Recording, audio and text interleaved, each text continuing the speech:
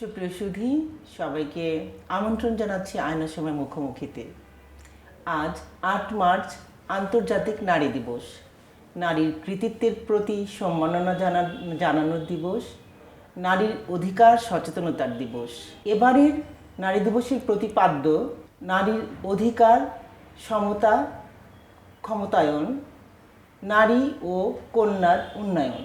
আমাদের আজকের অতিথি আমাদের সঙ্গে আছেন সুপ্রিম কোর্টের আইনজীবী ব্যারিস্টার মিতি সানজানা। চলুন আমরা তার সঙ্গে কথা বলি। আপা কেমন আছেন? ভালো আছি, ধন্যবাদ। এই 2025 সালে এসে আমাদের বাংলাদেশের প্রেক্ষাপটে আমাদের দেশের নারীরা ঠিক কতটা স্বাধীন বলে আপনি মনে করেন?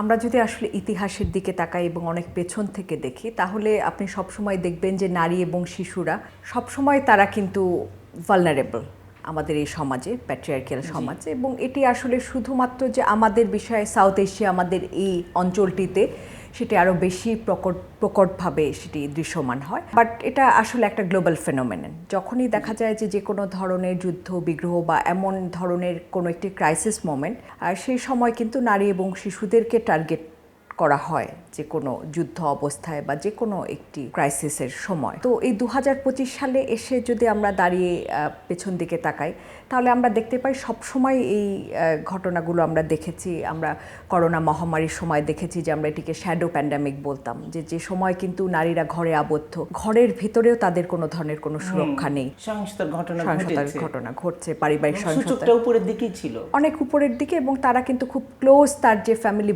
বন্ডের ভেতরে যে সমস্ত মানুষ তাদের দ্বারাই হচ্ছে। এই ধরনের একটি রাজনৈতিক পট পরিবর্তনের পরে নৈরাজ্য হবে সেটি সকলেই আমরা জানতাম এবং এটি সবার প্রেডিকশনেই ছিল এবং সেটির কোনো ব্যতিক্রম হয়নি এবং নতুন করে কোনো কিছু ঘটেছে বলে মনে হয় না, সেটি আরও প্রকট হয়েছে। এবং পুরুষতান্ত্রিক সমাজে পুরুষরা সবসময় চেয়েছে অবদমন করতে নারীদেরকে, এবং যখন তারা এই অ্যানার্কির সুযোগটি কাজে লাগাতে পারছে এবং এই অ্যানার্কির সুযোগ, নৈরাজ্যের সুযোগটিকে কাজে লাগিয়ে, আমি বলবো যে সব ধরনের, সব স্তরের পুরুষরাই মনে হচ্ছে যে এক প্রকার যেন নারীদেরকে হেনস্থা করার জন্য, তাদের উপর সহিংসতায় এই ধরনের ইনফ্লিক্ট করার জন্য তারা ঝাঁপিয়ে পড়ছেন। এবং এখানে অনেক বহুমুখী কিছু ব্যাপার রয়েছে। আপনি যেমন ধরেন আইন শৃঙ্খলা পরিস্থিতির অবস্থা, law and order overall situation, এটি ভালো নয়, সেটি আমাদেরকে স্বীকার করতেই হবে। এবং এই ঘটনা পূর্বের চেয়ে সেটি আরো অনেক বেড়ে গিয়েছে, কারণ এই সুযোগটিকে কাজে লাগিয়ে এই ঈদে জামা জুতো অ্যাক্সেসরিজের ডিসকাউন্ট।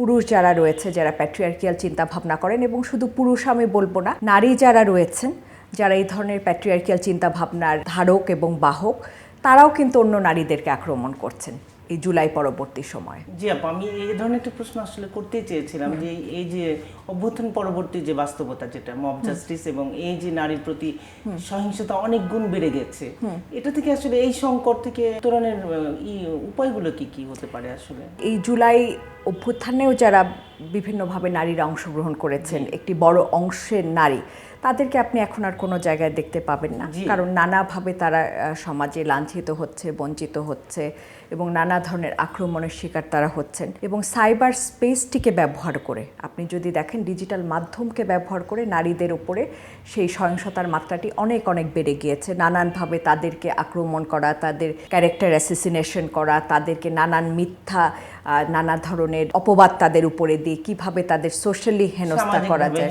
যতটা সম্ভব হেনস্থা।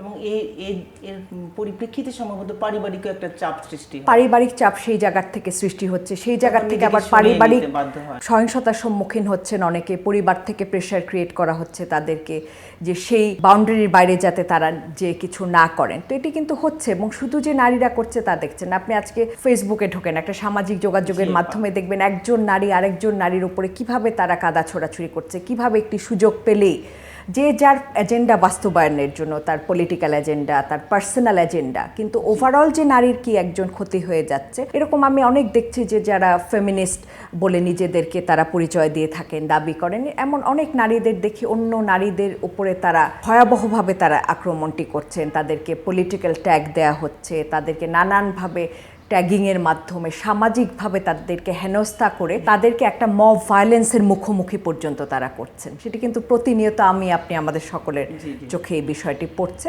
এখন উত্তরণের উপায় যদি আমরা বলতে চাই তাহলে বলতে হয় যে ল অ্যান্ড অর্ডার এই বিষয়টি কিন্তু প্রাইমারি কনসার্ন হওয়া উচিত। যখনই আমি একটু মনে করিয়ে দিতে চাই আপা যে দায়িত্বশীল পদে থেকে যখন একজন উপদেষ্টা যখন এমন ধরনের উক্তি করেন যেটা নারীদের স্বাধীনতার বিরোধেই চলে যায় কিংবা প্রশ্নবিদ্ধ করে, সেক্ষেত্রে আসলে দায়িত্বশীল জায়গাটা কিভাবে উনি মানে দায়িত্ব পালন করছেন? অসম্ভব একটি দুঃখজনক এবং নিন্দনীয় ব্যাপারে যে ঘটনাটি লালমাটিয়ায় ঘটেছে, সেখানে একজন নারীকে রাস্তায় তার উপর সহিংসতা করা, তাকে হেনস্থা করা এবং অনেকগুলো মবকে একজন নারীর পেছনে উস্কে দেয়া প্রভোক করা, এই যে কথাটি বলছিলাম যে নারী পুরুষ সবাই মিলেই তাদের সব জায়গায় কিন্তু যে নারীর ওপরে যত আক্রোশ, নারী হোক পুরুষ হোক, পুরুষতন্ত্র, নারী কিন্তু এখানে শত্রু আমাদের নয় বা পুরুষ আমাদের শত্রু নয়। আমরা বলছি যে পুরুষতান্ত্রিক যে মানসিকতা, প্যাট্রিয়ার্কিয়াল মিসোজিনিস্টিক যে মাইন্ডসেট, সেটি হচ্ছে সবচেয়ে বড় সমস্যা। তো তারা সবাই মিলে একটি মেয়ের পিছনে তারা মব উস্কে দিচ্ছে এবং তাকে বেআইনিভাবে তার গায়ে হাত তোলার থেকে শুরু করে যে ধরনের সহিংসতা, তাকে গালিগালাজ করা, সেটি একদম দেশের আইন অনুযায়ী সিম্পলি এটি একটি ফৌজদারি অপরাধ এবং একজন ব্যক্তি সে অপরাধ করছেন শুধুমাত্র নারী হওয়ার কারণেই, এবং তিনি তো আইন শৃঙ্খলা রক্ষাকারী কোনো সংস্থান, কোনো ব্যক্তি নন, বা সেই নারী তো দেশের আইনের পরিপন্থী কোনো কাজ করছে না। প্রচণ্ড জঘন্য একটি মানসিকতা, সেটিরই বহিঃপ্রকাশ, এবং সেটিকে একটা দায়িত্বশীল জায়গায় থেকে স্বরাষ্ট্র উপদেষ্টা তিনি কিভাবে সেটিকে এন্ডোর্স করেন, সেটিকে ওই মুহূর্তে সেই ব্যক্তিকে অ্যারেস্ট করা, তাকে আইনের মুখোমুখি করা, সেটি ছিল প্রথম কাজ। সেটি না করে যদি এটিকে আসলে উস্কে দেওয়া হয়, সেখানে আমি ল অ্যান্ড অর্ডার কীভাবে আমি কন্ট্রোল করব? একটা দায়িত্বশীল জায়গা থেকে সেটি তো সম্ভব না। যখন আমি নিজে সেই অপরাধ, একটি দেশের আইনের চোখে যেটি ফৌজদারি অপরাধ, সেটিকে আমি যখন এন্ডোর্স করে নিচ্ছি, তো এই বিষয়টি একেবারেই খুব দুঃখজনক। এবং এতে করে আসলে ওভারঅল যে নারীর যে দিনের পর দিন, বছরের পর বছর যে লড়াইটি, সেটি কিন্তু আসলে অনেক পিছিয়ে যায়। অর্জন আপনি 20 বছরে গিয়ে গেলেন, সেই ধরনের একটা কমেন্টের মাধ্যমে আবার 10 বছর পিছিয়ে যেতে হয়। এবারের প্রতিপাদ্য ব্যাপার নারীর অর্থনৈতিক ক্ষমতায়নকে উৎসাহিত করা হয়েছে। তো আপনি কি মনে করেন যে আমাদের দেশের নারীরা অর্থনৈতিক উন্নয়নে ঠিক আসলে ক্ষমতায়নে কতটা এগিয়েছেন কিংবা অবস্থান কি বর্তমানে? দেখুন, অর্থনৈতিকভাবে নির্ভরশীল অনেক নারী তারা কিন্তু প্রতিনিয়ত নানা ধরনের সহিংসতার শিকার হচ্ছে। পরিবার বলেন, সমাজ বলেন, কর্মক্ষেত্র, সব জায়গায় কিন্তু তারা বিভিন্ন ধরনের বৈষম্যের মুখোমুখি হচ্ছে। কিন্তু সব কিছুর পরেও এটি খুবই সত্যি এবং এটি বাস্তব যে একজন নারী যিনি অর্থনৈতিকভাবে স্বাবলম্বী, অনেক ক্ষেত্রে তার পক্ষে সেই পথটি কিছুটা হলেও সহজ হয়। তিনি যখন একটি আইনি সুরক্ষা পেতে চান বা একটি আইনি লড়াই লড়তে চান, সেই যথেষ্ট অর্থ তার কাছে থাকে, শক্তি থাকে, একটা টক্সিক রিলেশনশিপ থেকে বের হওয়ার তার জন্য অনেকটাই সুবিধা হয়, কারণ তাকে অর্থনৈতিকভাবে অন্যের উপর নির্ভর করতে হচ্ছে না। কিন্তু আমরা প্রতিনিয়ত দেখতে পাই যে বাংলাদেশে আপনি দেখবেন যে ভূমির মালিকানা, সেটি নারীদের খুব কম সংখ্যক নারী তারা ভূমির মালিকানা তাদের রয়েছে। 72% নারীরা তারা কৃষিকাজের সাথে যুক্ত রয়েছে, কিন্তু তার মধ্যে মাত্র 4% নারী তাদের ভূমির মালিকানা রয়েছে। আপনি যদি মালিকানার বিষয়টি দেখেন, সেখানে দেখা যায় যে আরবান এরিয়া কেন্দ্রিক এটি, শুধু প্রান্তিক নারী, গ্রামীণ নারী, তাদেরকে ফেলে তো আমাদের এই বিশাল জনগোষ্ঠী না। আমরা যখনই কোনো কথা বলবো, আমরা যদি নাম্বার অফ সিইও কাউন্ট করি, নাম্বার অফ সফল নারী কারা, সেটা শুধু দেখি, সেটি অবশ্যই একটা এক্সাম্পল। কিন্তু এই যে প্রান্তিক জনগোষ্ঠী, গ্রামীণ নারী, এদেরকে বাদ দিয়ে তো আমরা আসলে উন্নয়ন করা সম্ভব না, নারীর ক্ষমতায়ন সম্ভব না।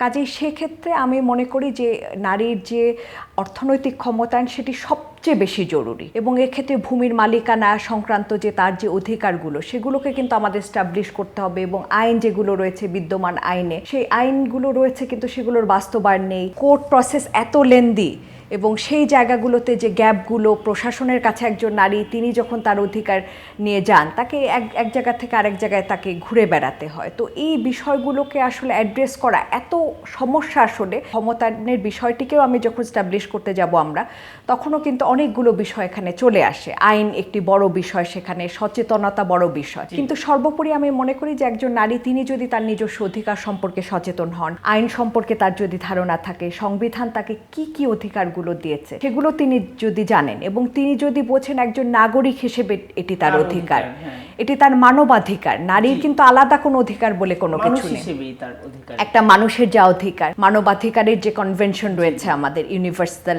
ডিক্লেয়ার অফ হিউম্যান রাইটসের যে কনভেনশনটি, সেখানে একজন প্রতিটি মানুষ আলাদা করে নারী পুরুষের কথা সেখানে বলা হয়নি। উপরন্তু আমাদের সিডো কনভেনশন রয়েছে যার পূর্ণাঙ্গ বাস্তবায়ন এখন পর্যন্ত বাংলাদেশে হয়নি। এই কনভেনশনগুলোর বাস্তবায়ন খুব জরুরি এবং অবশ্যই আমি মনে করি যে নারীর অর্থনৈতিক ক্ষমতায়ন সেটি খুবই জরুরি। যখনই অর্থনৈতিক ক্ষমতায়ন হয় সেক্ষেত্রে তার একটা চয়েস থাকে, তার একটা ভয়েস থাকে, তার কিছু বলার সুযোগ থাকে, কিন্তু অর্থনৈতিকভাবে তিনি যখন অন্যের উপরে নির্ভরশীল হন তখন কিন্তু তিনি সেই লড়াইটি তার জন্য অনেক কঠিন হয়ে পড়ে, 10 গুণ বেশি কঠিন হয়, কারণ তার ভয়েসটাই তখন অনেক থাকে না, দুর্বল হয়ে থাকে। এই সময় এসে নারীকে তার পোশাক নিয়ে অনেক ক্ষেত্রে কটাক্ষ করা হয়, যেটা আগেও করা হয়েছে এবং এই সময়ে এসে আরো অনেক বেশি যেন করা হচ্ছে। এটা নারী স্বাধীনতার কতটা প্রতিবন্ধকতা সৃষ্টি করে বলে আপনি? না, এটা তো আসলে খুবই দুঃখজনক ব্যাপার, কারণ আপনি দেখুন পোশাকের বিষয়টি খুবই আপেক্ষিক ব্যাপার। একজন ধরেন গ্রামের প্রান্তিক নারী, আমি এখানে বসে আছি, আমি আপনার সাথে কথা বলছি, আমি মাথায় আমার কাপড় নেই বা আমি কভার করিনি, তার চোখে আমার এই পোশাকটি সেটি অনেক খারাপ হতে পারে।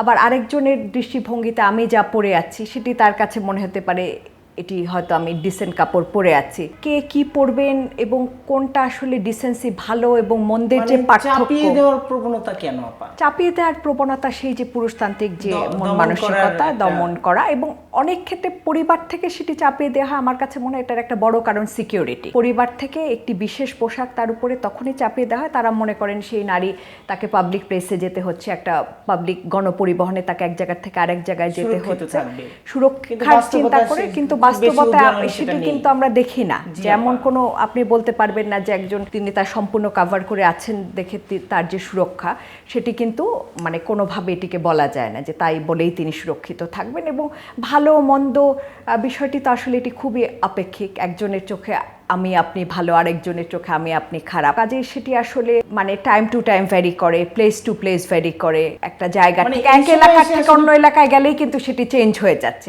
খুব বড় ইস্যু না, এটা আসলে সাধারণ মানুষকেও বুঝতে হবে। অ্যাবসলিউটলি, মানে এটা দিয়ে দমন করে রাখার, এটি দিয়ে আসলে দমন করে রাখার কোনো সুযোগ নেই। সেটা অনেক সময় পার্সোনাল অ্যাটাকটা করা হয় যাতে তাকে হয়তো হেনস্থা করার উদ্দেশ্য হচ্ছে যাতে সামনের দিকে তার অগ্রযাত্রাকে ব্যাহত করার জন্য। এই আন্তর্জাতিক নারী দিবস আমার কাছে আসলে বিশেষ তাৎপর্যপূর্ণ মনে হয়। অনেকে বলেন যে আমরা শুধু একটি দিনেই কথা বলি, আমার কাছে মনে হয় এই দিনটি খুব গুরুত্বপূর্ণ, কারণ এই দিনে আমরা বিগত দিনের হিসেবের খাতা খুলে বসি, কতটুকু পেলাম, কতটুকু হারালাম এবং সামনের দিনে আসলে আমাদের কি প্রত্যাশা রয়েছে। তো কাজে এটি আমার কাছে খুবই গুরুত্বপূর্ণ মনে হয়। আসলে আন্তর্জাতিক নারী দিবসে সবাইকে শুভেচ্ছা জানাচ্ছি এবং আমি মনে করি যে নারীদের যে অধিকার সেটি কিন্তু তাদেরকেই বুঝে নিতে হবে। আইন সম্পর্কে এবং নিজেদের যে অধিকার রয়েছে, সংবিধান যে অধিকার দিচ্ছে, আমার দেশের আইন আমাকে যে সুরক্ষা দিচ্ছে, সেটি জানার কিন্তু কোনো ধরনের কোনো বিকল্প নেই। এবং এক্ষেত্রে কিন্তু গণমাধ্যমের একটি অত্যন্ত শক্তিশালী এবং গুরুত্বপূর্ণ ভূমিকা, যাতে করে এই বার্তাগুলো তারা নারীদের কাছে পৌঁছে দিতে পারেন, আর তাদের অধিকার সম্পর্কে সচেতন করার ব্যাপারে সমাজের সর্বস্তরে, পরিবার থেকে এটি শুরু করতে হবে, স্কুল, কলেজ, বিশ্ববিদ্যালয়, সমস্ত শিক্ষা প্রতিষ্ঠানে এটিকে প্রমোট করতে হবে এবং সেই সাথে সাথে বিভিন্ন ধরনের সচেতনতামূলক ক্যাম্পেইন, সোশ্যাল ক্যাম্পেইনগুলো সেগুলোকে কিন্তু বজায় রাখতে হবে, জারি রাখতে হবে। এবং আমার কাছে মনে হয় এই বিষয়ে কিন্তু হাল ছাড়লে চলবে না, বারবার আঘাত আসবে, বারবার আমাদের অগ্রযাত্রা ব্যর্থ হবে, কিন্তু আমার কাছে মনে হয় যে সমস্ত প্রতিবন্ধকতা পেরিয়ে এগিয়ে যেতে হবে। এই যে বলছি যে আমরা হয়তো বা 10 বছর আগে আবার 20 বছর পিছিয়ে যাই, কিন্তু তারপরে ওই লড়াইটি সবসময় জারি রাখতে হবে আমাদের। আপনাকে অসংখ্য ধন্যবাদ আপা, আমাদেরকে এই সময় দেওয়ার জন্য, এবং দর্শকরাও নিশ্চয়ই অনেক অনেক কিছু জানলেন এবং তাদের সামনের দিনগুলোর একটা ঠিক করে নিতে পারবেন, তারা কি করবেন এবং আমাদের সমাজটা কেমন হওয়া উচিত, সেই মেসেজটাও আপনার কাছ থেকে তারা পেয়েছে। আপনাকে অসংখ্য ধন্যবাদ। অসংখ্য ধন্যবাদ আপনাকে এবং আমাদের সময়কে অসংখ্য ধন্যবাদ আমাকে এখানে আমন্ত্রণ জানানোর জন্য। সুপ্রিয় সুধী, এর মধ্য দিয়ে আমরা অনুষ্ঠানের শেষ পর্যায়ে চলে এসেছি। সবাইকে আবারও আন্তর্জাতিক নারী দিবসের অনেক অনেক শুভেচ্ছা। সবাই ভালো থাকবেন, আমাদের সঙ্গেই থাকবেন। আল্লাহ হাফেজ।